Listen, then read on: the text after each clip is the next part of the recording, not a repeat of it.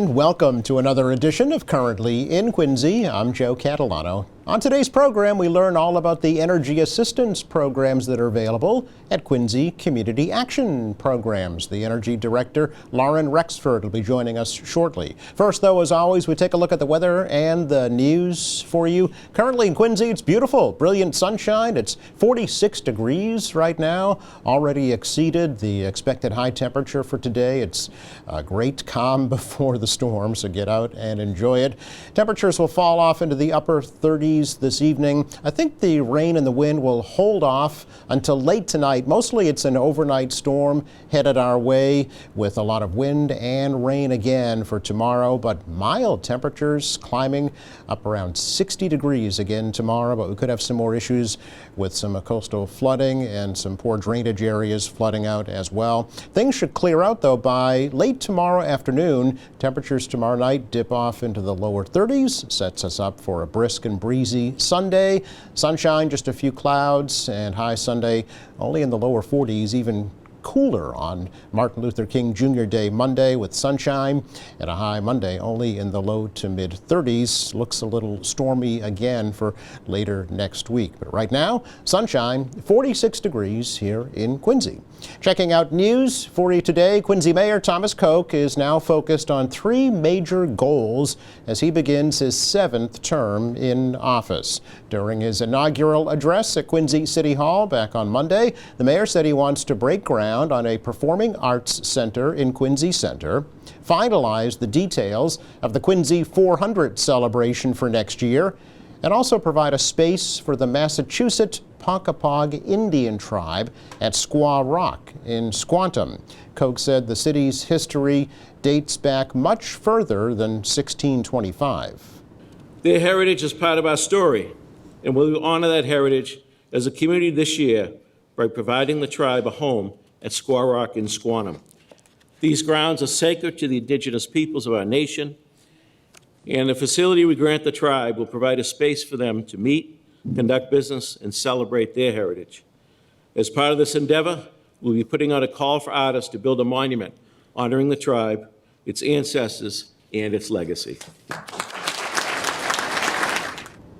Mayor also announced a heritage tree planting program, including specific large specimens of trees that are part of the city history in parks and open spaces. He says those trees can be used to honor people and events. Koch also said he wants Quincy to be part of the 250th anniversary of the American Revolution in 2026, and he offered his help to Lieutenant Governor Kim Driscoll. The mayor dedicated his inaugural address this year to former Congressman William Delahunt of Quincy, who Koch said is in poor health and was unable to attend Monday's events. Quincy Ward 3 City Councilor Ian Kane is the new City Council president. Kane was unanimously elected by his peers to assume the council presidency for the next 2 years. From at-large Councilor Noel DeBona. Kane was first elected to the council back in 2015. He wrote a poem to talk about his past and look ahead to the future. This journey in service that began 8 years ago this week, it's hard to believe this wasn't a place I intended to seek. I've been blessed with experiences that have taken me far and wide. I just couldn't have imagined the education Quincy would provide. In this special place we call home, we each have a role to play, to cherish its history, connect to its future, to ensure tomorrow a brighter day. Speaking of which, a preview of the next 2 city council years, a strong, cohesive group, each member elected by their peers. We shall continue to do the business on behalf of the good people of this city, all the while, I promise you, keeping a keen eye on the kitty. At good long last, I'll tell you, our heads finally out of the sand. No more hostage to Comcast. We will soon have our own broadband. Kane is also co-founder of the Quincy-based Cubic Labs business startup incubator. He also co-founded the Quincy Porch Fest music celebration back in 2016. City of Quincy continues its opposition to the City of Boston's efforts to build a new Long Island bridge. The Department of Environmental Protection's Office of Appeals and Disputes recently ruled that Boston must apply for a permit to build a new bridge rather than a permit for a replacement bridge, because there was no record of a permit for the original bridge. The City Council recently approved a resolution supporting a proposal from State Representative Bruce Ayers that calls for a study of creating a ferry service to Long Island. Chris Walker from the mayor's office says Boston has never formally considered a ferry.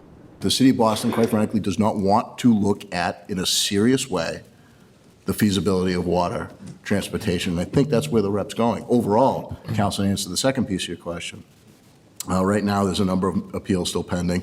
One is the Chapter 91 waterways license with the DEP. That's being adjudicated as we speak.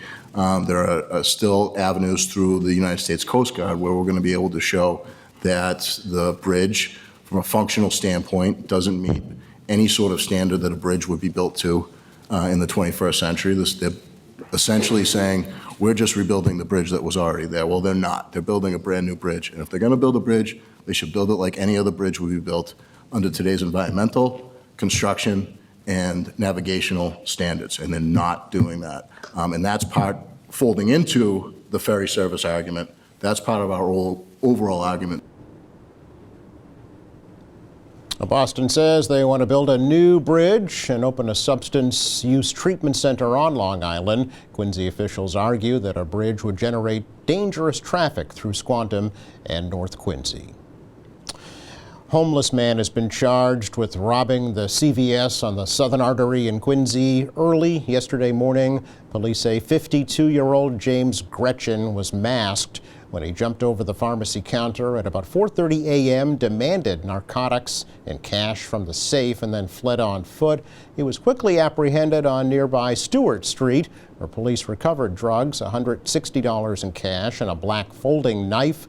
Gretchen faces charges of armed robbery and resisting arrest. No one was hurt. Two projects in Quincy are being hailed as national models. The new radiology suite at Mannett Community Health Center in North Quincy and the new Yawkey Housing Resource Center on Broad Street were both visited recently by the highest-ranking federal official from the U.S. Department of Housing and Urban Development's New England region. Juana Matias toured both developments as they both received significant funding from HUD grants, which are administered locally by the Quincy Planning Department. Over $500,000 was provided for Mannett's radiology suite, which offers mammography and x-ray services. The city also provided a 99-year lease for $1 a year to Father Bill's in Mainspring for their new Yawkey Housing Resource Center to replace Father Bill's homeless shelter on Broad Street. Interfaith Social Services of Quincy says it raised over $395,000 at their recent annual Feed the Hungry Gala. More than 350 supporters attended the December 8th event at Granite Links in Quincy. The guests enjoyed an evening of food and beverage samples, games, a silent auction, and even some live music. Interfaith operates one of Greater Boston's largest emergency food pantries, and Executive Director Rick Doan says the gala accounts for a significant portion of their budget. Doan says Interfaith is serving more people now than at any time since it was founded in 1947. The food pantry alone saw a 30% increase in demand for services in 2023. Now, the date for this year's gala has already been set. Mark your calendars for December 6th at Granite Links. It's our check of news for you today. Coming up, Lauren Rexford's here from Quincy Community Action Programs about their energy assistance programs this year. We'll learn more about it next.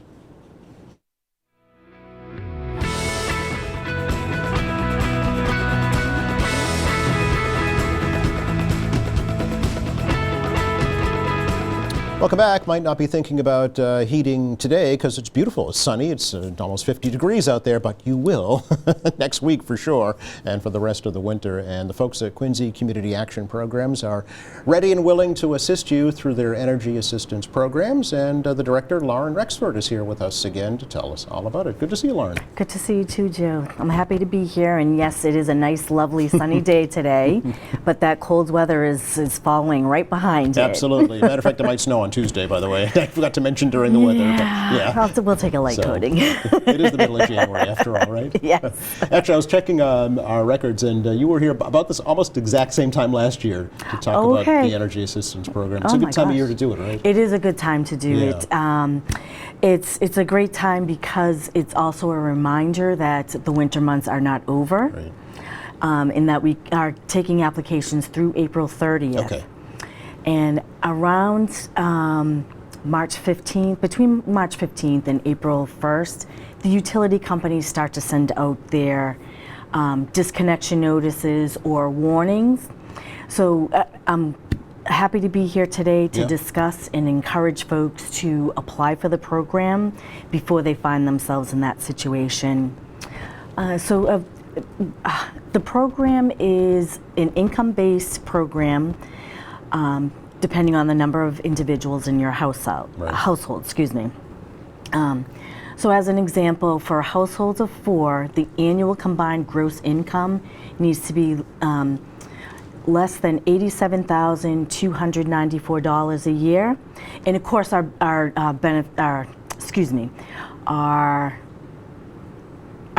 income limits go higher.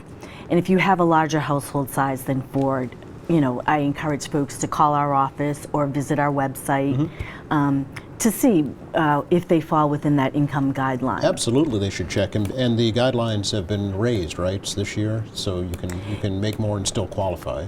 Exactly. Which is great. Yeah. The income guidelines change annually based on season. So usually around every September, we'll get new income guidelines, which always increase. Oh, okay. And just to give sum up a little bit about last season. Yes. For our 2023 heating season, we serviced over 3,200 households last year. Okay. And that assisted them to keep them from becoming an emergency no heat situation Yes. during those crucial winter months. This season for the 2024 program year, we got $3.5 million to assist our service territory, which is Quincy, Weymouth, Braintree, and Milton. Okay. And as of the end of December of 2023, we already received 3,400 applications for folks to apply. So you're already up and nowhere near Yes. April 30th yet. Exactly, Okay, yeah. exactly. So there's much more need, it sounds like. There is much more need, Yeah. and we do have money. There's plenty of money to go around. Okay. But I do encourage folks to apply before they find themselves in a situation where they're out of oil, or their heat has been shut off, or they're facing a termination. Yes, yeah, don't let it get to that point, right? We definitely don't want to see it get to that point. Yeah, and I know we talked a little bit about this before the show, Lauren, and it's really interesting that two things that you brought up that I thought were interesting to talk about. Number one, you think that there are folks that qualify that aren't applying. Yes. For whatever reason, they might not know about it, or number two, they intentionally don't apply because they don't want to take the benefit away from somebody else. Yes, and it's surprising to hear that with the cost of everything. The program is here whether you need it this season or if you need it, multiple seasons.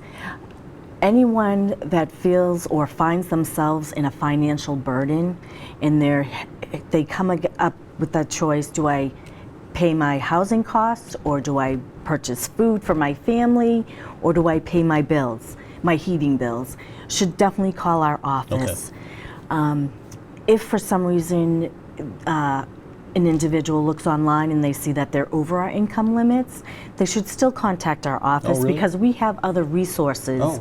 within the community that we can refer them to. Okay. And so that they can get help with their primary heating bills. That is a great point. Okay. Yes, All right. yes. So don't we, just yeah. think you're not qualified and let it go at that.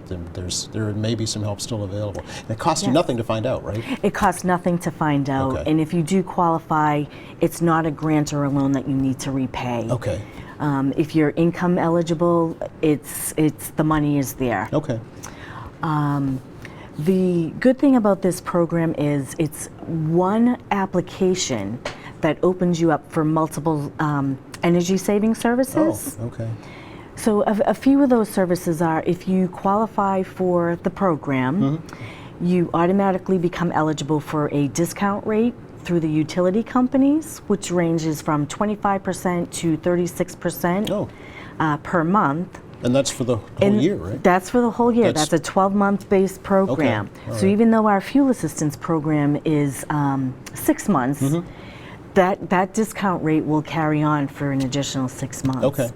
That's great. Which is great, yes. And just to touch a little more on who qualifies, homeowners and renters do qualify. And the primary heat source that we cover is oil, gas, electric, propane, kerosene. We don't see kerosene too much Not around, around here. here, right? Yeah. And heat included cases as well. Oh, for renters, even if For- their heat's included in their rent, they'll still. We'll still assist them, assist yep, them. just Okay. as long as they fall within that income Okay. guideline. All right.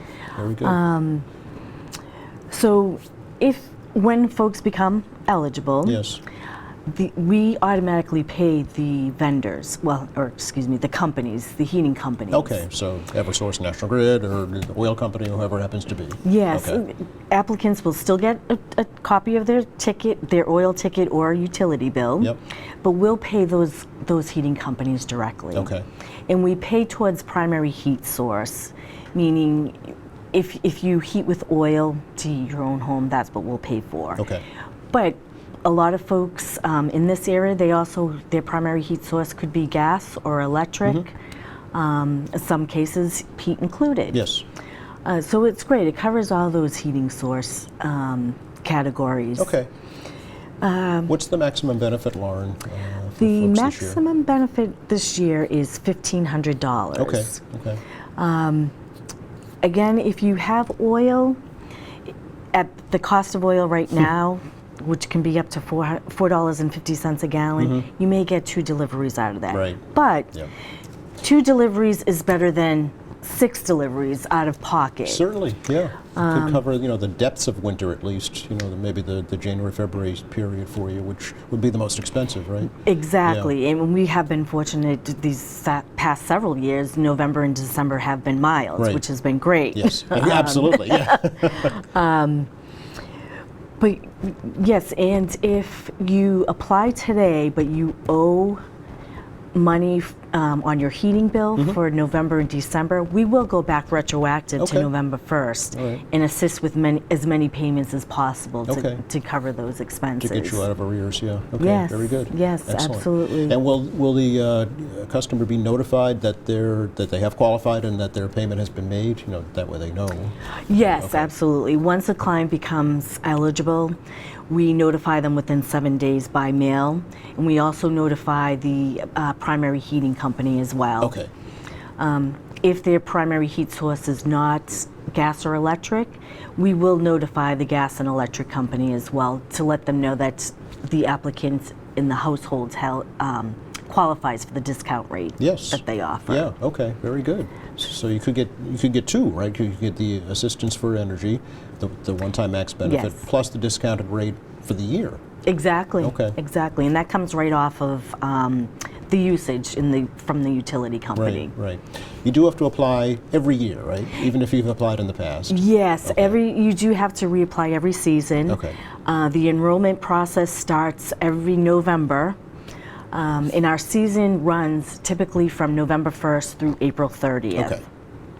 Depending on the winter, sometimes the program will get extended out to the first 2 weeks of May. Okay. Let's hope not. No, well, yeah, if it's very cold, and I Right. don't expect to get a lot of snow, but Right. there is that opportunity to hopefully apply within May. And speaking of how to apply, there's a couple ways to apply. Okay. Folks can now apply online if they go to QCAP's website. Okay. There's an option to apply online there, or they can contact our office directly to set up an appointment. And the good news is this year we are now taking in-person appointments. Great. Which is nice, and it's nice to create that relationship with Absolutely. the clients when they're in the office. Yeah, plus questions will come up during the course of that interaction that they might not come up on an online application or even over the phone, right? Right, Yeah. right. Okay. So as far as the online application, the client has the option to fill the application out online, but they still have to go through a formal what we call intake process. And it's just a worker from our office calling to confirm the information is accurate and there isn't any typos, and just follow-up questions. Sure. Okay.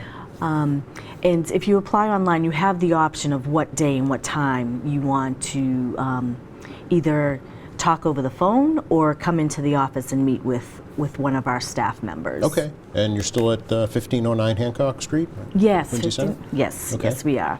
And we also, for folks that do have an appointment or are reapplying from season to season, Yeah.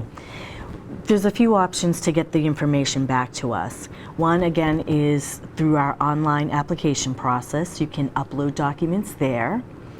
Or we have a fuel assistance email that you can provide us information through email. Okay. Or we have a Dropbox. You can visit us at the office as well at 1509. Or we have a Dropbox located at 1511 Hancock Street. Right next door. Right next door, Okay, yes. yeah. Literally right next Yes, door. yeah, it's right there in the lobby when you walk in. So, okay. Yes, and that Dropbox is available 8:30 to 5 p.m. Monday through Friday. Okay. And on Saturdays, limited instances on Saturdays. Okay. All right. What types of documentation, Lauren, do folks need when they make their application? So when they apply, the basic information that we need to get them started would be 30 days of consecutive income for all household members that are over 18. Okay. We need proof of citizenship or alien status. We need current utility bills. If you're a homeowner, we do need copies of mortgage statements, water and sewer bills, and real estate tax bills. Okay. For renters, we would need a copy of their current lease. And then folks also need to provide the names, dates of births, and social security numbers for all household members living with them. Okay. About how long does the whole process take from application to learning whether or not you've been approved? It usually takes about 4 to 6 weeks. Oh, it does? Okay. It does. It does take some time because we have to review applications based on the order received. Certainly, yep. And at this point, we have 3,400 in-house. Of course, a lot of them have already been reviewed, but we still have folks that are still in the process of being reviewed. Okay. So although it takes that long, it could take up to 6 weeks. Okay. But you do Again, a we retroactive. go back Yep. retroactive to November Okay. 1st and pay on those bills. Okay, so certainly apply. That's the biggest push is apply. Right? Absolutely, Yeah. absolutely apply. For folks where their primary heating source is gas or electric, we do encourage them to continue making some type of payment, regardless of how small or large it is. Okay. What will happen is once they're approved eligible, again, we go back retroactive, and they'll end up with a credit on their account, Oh, all which right. that credit could be carried forward Super, to okay. the non-heating months. Okay. If they have been denied in the past, Lauren, but maybe their situation has changed, can they apply again? They absolutely They can, can. okay. Anyone that has been denied in the past but now falls within our income criteria should absolutely reapply. I encourage anyone to apply. Go to our website, www.qcap.org, There's an overview of how to qualify, what documentation is needed, income levels. It's a very helpful tool Okay. for folks. And there's also forms online. For instance, we may have a households where one person is working, but another person is not working. Yes. We have a form that they'll have to fill out beforehand. Oh, okay. But they can access that online. All right. And they can access that also by coming into the office or calling. Or calling as well. Okay. Yes. All Yes. right. Apply, apply, apply. Exactly. That's the apply, push, right? Yeah. apply before it's too late. I hate to see folks get that shut-off notice the day after we stop taking applications, Oh. and then there's no resource for them or recourse through Quincy Community Action to apply. But again, we always have other resources throughout the city. Okay. All right, and I know you have programs too to help folks make their homes more energy efficient Yes. as well. We can't talk too much about that right now, Yeah. but they should look into that, right, to lower their bills, even if Definitely they look don't into that, qualify. yes. It could be helpful as well. Exactly. Have a safe and warm winter, Lauren. Oh, you too, Joe.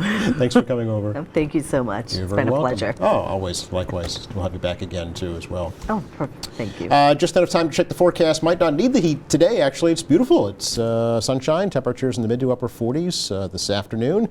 It'll be quiet this evening. Clouds will increase. Lows will drop off into the upper 30s. It's really an overnight storm again, kind of a repeat from what we had not too long ago with wind and rain. Probably through midday tomorrow. There could be some more flooding problems and some wind issues as well. But look at the temperatures tomorrow, upper 50s. And then we turn sunny and brisk on Sunday, with highs in the low 40s, even cooler, but lots of sunshine here on Monday with highs in the mid 30s. Once again, thanks to Lauren Rexford for joining us here from Quincy Community Action Programs. Thank you for having me. Thank you to our crew. Thank you for watching. We're off here on Monday for the MLK Junior Holiday. Join us next Friday. We'll talk more about energy. This time it's the Good Neighbor Energy Fund. Meantime, check our website, qatv.org. All our latest programs are there. There's news and information, video on demand, live streaming, and much more. For all of us here at QATV, I'm Joe Catalano. Have a great weekend.